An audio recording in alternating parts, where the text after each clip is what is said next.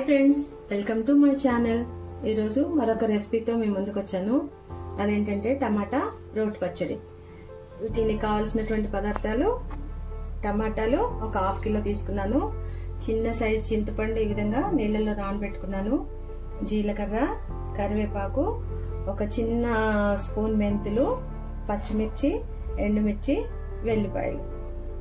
Stove on చేసి కడాయి పెట్టుకుని అందులో 2 స్పూన్స్ ఆయిల్ వేసుకోవాలి. ఆయిల్ అయితే హీట్ ఎక్కింది.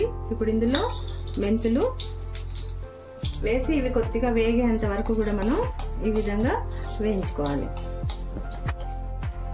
తర్వాత ఇందులోనే పచ్చిమిర్చి, ఎండుమిర్చి కూడా వేసుకోవాలి.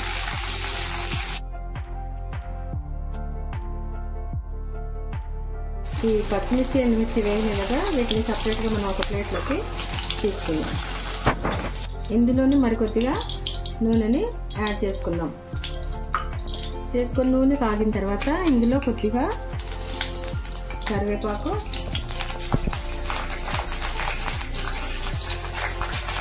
తర్వాత మనం కట్ చేసి పెట్టుకున్నటువంటి టమాటాలను కూడా వేసుకోవాలి.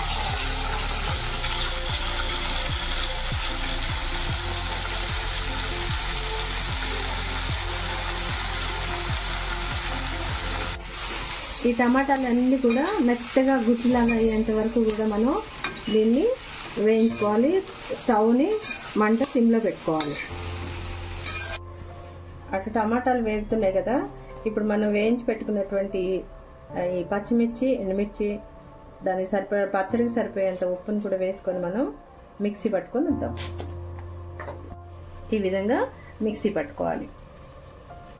మనం ఇట్లా ఉడుకుతుండగానే ఇందులోనే కొద్దిగా జీలకర్ర, వెల్లిపాయలు, మనం ఇందాక నానబెట్టి పెట్టినటువంటి చింతపండు కూడా దీంట్లోనే వేసి అన్నీ ఒకసారి కలిపి మళ్ళీ ఈ నీరంతా కూడా దగ్గర పడి టమాటా ముక్క మెత్తగా అయ్యేంత వరకు మనం దీన్ని ఉడికించుకోవాలి.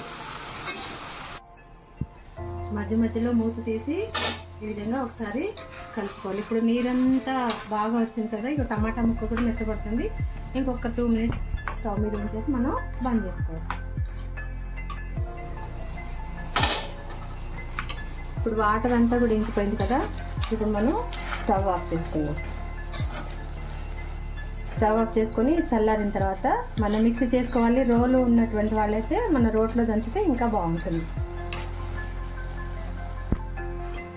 ఈ టమాటా అయితే చల్లారినాయి కదా, ఇప్పుడు మనం మిక్సీ జార్లో తీసుకొని మనం ఇది గ్రైండ్ చేసుకొని వద్దాం. ఈ విధంగా మనం గ్రైండ్ చేసుకోవాలి. మరీ మెత్తని పేస్ట్ లా కాకుండా ఈ విధంగా కొంచెం కచ్చాపచ్చా గ్రైండ్ చేసుకుంటే బాగుంటుంది. పచ్చడి అయితే మనం మిక్సీ చేసి పెట్టుకున్నాం కదా, దాంట్లో పోపు పెట్టుకోవడానికి మనం చిన్న కడాయి తీసుకొని దాంట్లో ఆయిల్ వేసుకొని హీట్ చేసుకున్నాము.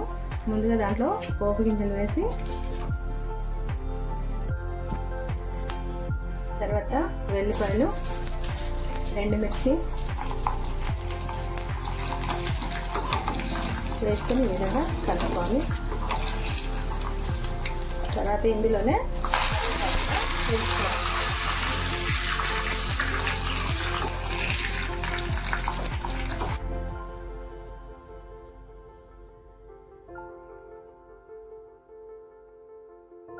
అంతే అండి, టమాటా రోటి పచ్చడి రెడీ అయింది. మీరు కూడా మీ ఇంట్లో ఈ విధంగా ట్రై చేయండి.